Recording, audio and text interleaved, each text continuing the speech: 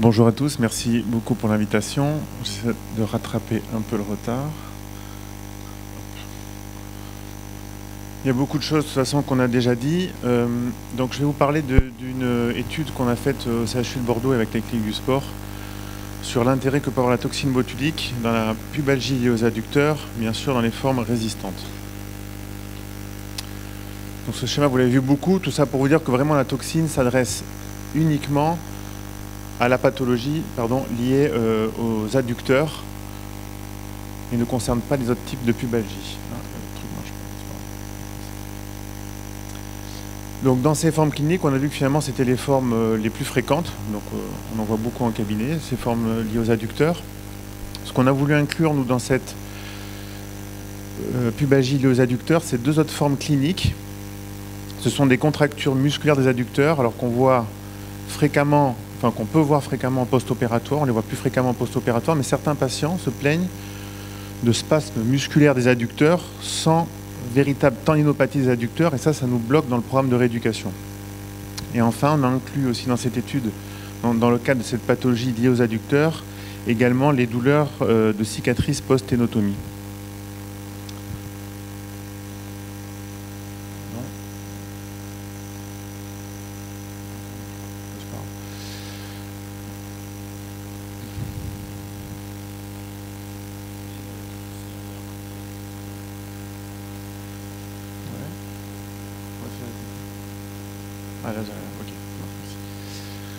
Donc bien sûr, la toxine botulique s'adresse après le traitement classique des tendinopathies liées aux adducteurs, donc avec un repos relatif, des anti-inflammatoires. Le protocole d'Olmich, qui est le protocole le plus connu, a une très grande efficacité, puisqu'il y a 75% d'efficacité. Mais on verra que dans ces 25% de formes chroniques, il faut essayer de trouver des solutions. En ce qui concerne les jets, finalement, les corticoïdes, on sait que maintenant on les utilise de moins en moins, ce n'est pas une pathologie inflammatoire, il y a beaucoup de récidives. Quelques séries de cas ont montré jusqu'à un tiers de récidives. En plus, ça bloque le processus classique de cicatrisation, donc on en fait de moins en moins.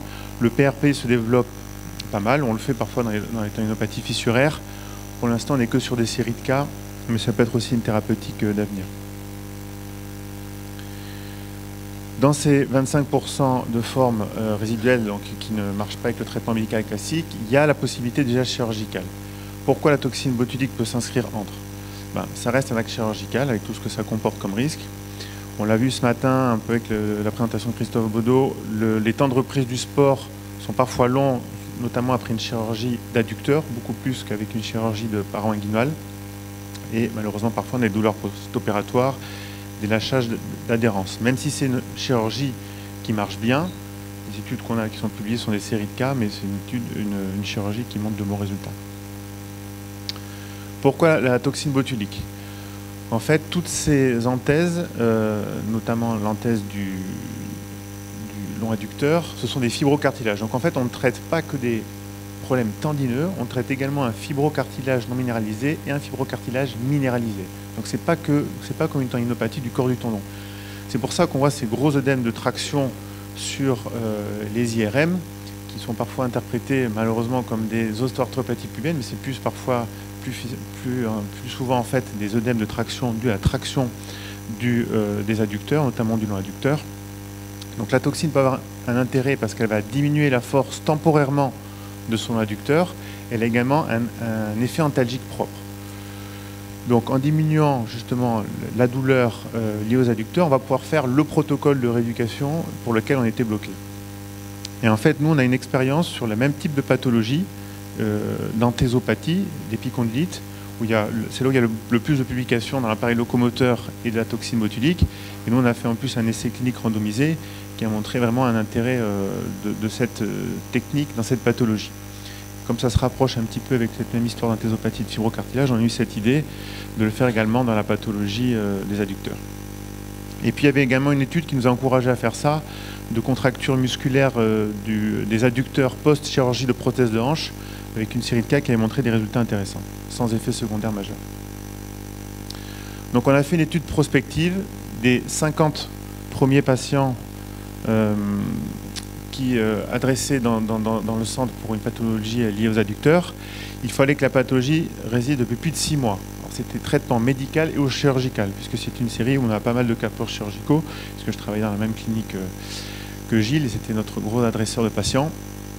Pour être inclus dans l'étude, il fallait qu'on ait un examen clinique concordant, donc vraiment screener et avoir une pathologie principalement liée aux adducteurs, une imagerie concordante. Et après, donc, on distinguait ces trois formes de tendinopathie, entre guillemets, plutôt pure, de contracture musculaire invalidante et de douleur autour de la cicatrice de ténotomie. Il y a quelques contre-indications à la toxine qui sont finalement très rares. Donc, le jour de la visite d'inclusion, on décidait si on injectait un ou plusieurs muscles, un ou deux côtés, le nombre de points d'injection. Bien sûr, on a fait, tous les patients ont eu le long adducteur. Parfois, on faisait un complément d'injection, soit sur le gracile, soit sur le court adducteur. Je vous expliquerai un petit peu comment on faisait ça. Donc, basé sur l'examen clinique, mais aussi beaucoup basé le jour de l'injection sur une injection qui se faisait par technique écho. On va vous lancer la vidéo après, et avec également un petit EMG de stimulation qui reproduit en fait la contraction musculaire, et le patient va nous dire si c'est la douleur en fait qu'il ressent aussi quand il fait son activité sportive. Donc c'était un test très intéressant pour nous. Est-ce que vous pouvez lancer la vidéo s'il vous plaît? Ça marche pas si je le fais? Ah, ça marche. Donc en fait, ça c'est une injection, pardon. On va arriver, hein.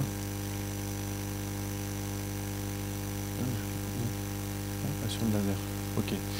Donc ça, c'est un long adducteur. Vous voyez que là, mon aiguille de toxine arrive ici, on a sur la cloison centrale. Et vous voyez qu'avec une toute petite simulation, quand on a des points moteurs, on redéclenche ce spasme musculaire et le patient nous dit oui, ça correspond à ma douleur ou pas. Là, c'est une injection qu'on va faire en 2 points parce que le long adducteur est assez long et que c'est un patient qui avait une douleur vraiment de spasme musculaire. Donc là, vous voyez le produit de toxine là, qui est injecté. Le long adducteur, il est là en fait. Et en fait, on va faire un deuxième point un peu plus distal. On va voir petit à petit cette cloison centrale qui disparaît. Et pareil, on pique en axial, on n'a pas besoin d'être très précis puisque le muscle est grand. Donc on ne peut pas passer à côté. Vous voyez l'aiguille qui arrive ici. Vous allez voir avec une toute petite simulation, on a une très forte contraction musculaire parce qu'on est près des points moteurs. Donc ça nous aidait beaucoup pour reproduire la douleur du patient et parfois compléter l'injection et ne pas faire que le long adducteur. Dans les suites était remis un protocole de rééducation, mais le protocole classique qui est le protocole d'Olmich, qui était un peu revisité à l'Aspétard avec quelques petits ajustements qu'on faisait. Et on a suivi nos patients pendant 1 an, 1 mois, 3 mois, 6 mois, 1 an. Donc pour le choix des muscles, on se basait beaucoup sur la clinique, avec le type de douleur. Est-ce que c'était une douleur très tendineuse? Est-ce qu'il y avait un spasme musculaire localisé sur l'adducteur? Est-ce que la douleur était plus interne au niveau du gracilis? Le court adducteur, c'est toujours un peu plus difficile parce qu'il est profond. Et là, c'était vraiment le MG de stimulation et l'écho qui nous aidait à reproduire la douleur et on l'injectait éventuellement. L'imagerie nous aidait peu puisque c'est très difficile de distinguer toutes les tractions musculaires et de dire l'œdème est dû à tel muscle ou pas. Ce qui est intéressant, moi je trouve, dans ces images, même si on n'a pas parlé, c'est qu'on voit que finalement l'accroche de ces adducteurs est très musculaire finalement. C'est pourquoi aussi la toxine peut avoir un intérêt puisque c'est une technique qui agit que sur le muscle, bien sûr, pas sur le tendon. Mais indirectement, elle agit sur le tendon en relâchant le muscle. Le critère de jugement principal, l'EVA de douleur. On a fait également des EVA de douleur de qualité de vie, de restriction des activités sportives. On s'est servi du score à gauche dont on vous a parlé tout à l'heure, et également de l'échelle Blasina. 50 patients, beaucoup d'hommes, c'est l'épidémiologie classique de la pubalgie, des hommes jeunes. Alors vous voyez qu'on a des durées de symptômes très très longues. C'était des patients qui avaient traîné depuis longtemps, certains avaient été opérés, donc 20 mois d'évolution de pathologie. Des sports classiques, beaucoup de footballeurs, de rugbyman et puis de coureurs à pied ou de trail. On pouvait avoir bien sûr plusieurs formes, c'est-à-dire une tendinopathie associée à des contractures musculaires. Donc bien sûr, dans l'adressage de nos correspondants, notamment de Gilles Reboul, il nous adressait principalement les patients qui avaient des contractures musculaires puisque c'est l'indication vraie de la toxine botulique. Tous les patients, bien évidemment, avaient eu de la kiné, des anti-inflammatoires du repos, il y avait eu pas mal d'injections de PRP et quelques-uns avaient eu du corticoïde. Ce qui est intéressant, c'est qu'on a eu rapidement, dès le premier contrôle à 1 mois, une diminution de la douleur de 50%, puisque au départ, notre moyenne était à peu près à 60 sur 100 de VA de douleur. Cette diminution de VA de douleur, elle se maintient à 3 mois. Et après, avec la diminution de la douleur, bien sûr, il y a une diminution des gènes dans les activités sportives, parce que vous voyez qu'on était à 76 de douleur dans les activités sportives, on passe à 38 rapidement. Également dans les douleurs d'activité, sur la répercussion dans la qualité de vie, vous allez voir que les échelles aussi, sur le score AGOS s'améliorent, ainsi que le score Blasina. On va vous montrer ça en courbe, c'est un peu plus visuel. Donc sur les douleurs, la douleur classique, c'est la courbe rouge, on voit que ça diminue. Il y a un petit rebond ici, pourquoi? Parce que quelques patients ont récidivé au départ de l'effet de la toxine au bout de 3 mois. Mais finalement, peu ont récidivé, on va le voir après. Et là où on a une efficacité majeure, bien sûr, c'est la douleur dans les activités sportives, puisqu'on est autour de quasiment 80%, et qu'on diminue énormément. Et cette efficacité perdure dans le temps. Les scores de AGOS, donc le score d'AGOS, c'est l'inverse. Plus le score est élevé, plus c'est positif. Et là, on a eu, pareil, l'amélioration la plus importante, c'est dans la participation aux activités physiques et sportives. On voit une nette amélioration de tous les scores. Donc il y a 6 sous-scores, tous sont améliorés. Pareil pour l'échelle de Blasina, quand on est au départ à J0, plus on est dans les gris, plus on est dans les stades avancés de Blasina. Donc vous voyez qu'on a beaucoup de stades 4, qui ne peuvent plus faire l'activité sportive, puis on voit qu'au fur et à mesure, ces stades 4 diminuent et que les stades moins élevés de tendinopathie de Blasina sont plus importants au cours du temps. Donc une amélioration aussi sur cette échelle. Très important, bien sûr, c'est qu'on n'a pas eu aucun effet indésirable rapporté sur ces 50 patients. Il y a quand même des échecs, on a eu 12% d'échecs. Parmi ces 6 échecs, 2 patients avaient déjà été opérés et ils ont été repris chirurgicalement. C'était des patients qui avaient une grosse fibrose, on en a parlé ce matin, qui s'était développée, peut-être par des techniques de rééducation pas suffisantes. Et ces patients ont été repris et améliorés dans les suites. Il y a eu également des récidives. Et parmi les cas de récidive, c'était aussi pas mal de patients opérés. Alors, dans les échecs, d'où l'importance du screening, il y avait une pathologie pariétale qui après s'est déclenchée. Et finalement, ce patient, malgré l'opération, n'a pas été amélioré, mais on l'a quand même mis dans nos échecs. Et des récidives de contractures adducteurs, c'est-à-dire que des gens avaient des spasmes musculaires, on faisait l'injection de toxine, ils faisaient le programme de rééducation, et malheureusement, quand l'effet de la toxine disparaissait, la douleur revenait. 2 ont eu une deuxième injection, et ont été améliorés et n'ont plus de récidive après. Ça, on l'a montré dans l'épicondyle que pour certains cas, une deuxième injection peut être intéressante. Et certains avaient été totalement soulagés d'un côté, et après sa deuxième injection, la douleur est revenue d'un côté. Et ce patient a été tonotomisé et a été amélioré après. Donc on va le voir après que ce qui peut être intéressant dans la toxine aussi, parfois quand le chirurgien hésite, c'est que finalement la toxine a un peu un effet ténotomie-like, mais plus court, puisque ça va relâcher le muscle pendant 2-3 mois.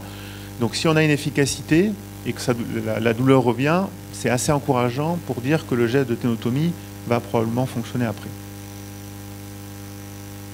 Sur les sites injectés, tous ont eu le long adducteur, parfois des deux côtés. Vous voyez, donc sur 60% purement adducteur. Certains, on a ajouté le gracile ou le court adducteur, en plus en fonction de la douleur et de l'EMG de stimulation. Et le maximum qu'on ait fait, c'est les adducteurs et graciles des deux côtés, mais c'était assez rare. Principalement, c'était le long adducteur. Donc, comment peut se placer la toxine botulique? Après un échec d'un traitement médical, ça peut être une bonne solution quand on est vraiment bloqué au niveau de ce protocole rééducation par les douleurs au niveau des adducteurs qui deviennent invalidantes. Ce qui peut être intéressant aussi en termes de timing, c'est que le retour au sport peut être beaucoup plus précoce. On a eu des retours au sport dans des clubs de haut niveau à 1 mois après l'injection. Par rapport à une ténotomie, on parle plutôt autour de 3 mois. Donc on fait l'injection de toxine, le sportif finit la saison, puis s'il ne va pas mieux, ça permet à la trêve de prévoir ce lâche chirurgical. Et il y a eu d'autres stratégies aussi qu'on a développées avec Gilles Reboul, c'est chirurgie, un patient qui a les 2 entités avec une douleur pariétale majeure et une douleur adducteur plus modérée, plutôt que de faire le geste total, c'est-à-dire de faire la pathologie inguinale et la ténotomie adducteur qui va allonger son temps. On a fait chirurgie de paroi couplée à une injection de toxine botulique. En conclusion, c'est une première série de cas, donc c'est une série ouverte, on n'est pas versus placebo, donc il faut quand même être prudent, mais les résultats sont quand même très encourageants. Ça peut être une alternative au traitement chirurgical, ça peut être un test chirurgical également, et c'est aussi une solution dans les douleurs post-chirurgicales.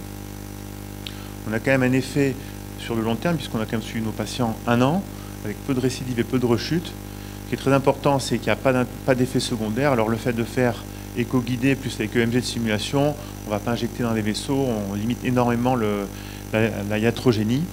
Et ce qui est intéressant, c'est qu'il y a une possibilité de deuxième injection, ça sans souci particulier, on l'a montré aussi dans les épicondylites. Et maintenant, enfin moi je ne suis plus sur le CHU de Bordeaux, mais je sais qu'ils ont prévu maintenant une étude randomisée en double aveugle versus placebo. Ce qu'il faudra qu'on rajoute, c'est probablement une étude dynamométrique après des adducteurs. En tout cas, on a montré que dans l'épicondylite, même si on paralysait un des extenseurs, finalement, avec la diminution de la douleur, on ne perdait pas de force, voire même on avait une force qui pouvait être légèrement supérieure. Et je suis persuadé que dans les adducteurs séparés, on va affaiblir l'adducteur. Et comme le patient n'a plus mal, il va plus facilement serrer ses adducteurs. Et je ne serais pas étonné qu'on ait une force similaire, voire meilleure au moment de l'effet parésien de la toxine. Voilà, je vous remercie pour votre attention. Merci Alexandre. Je te laisse t'asseoir, Alexandre.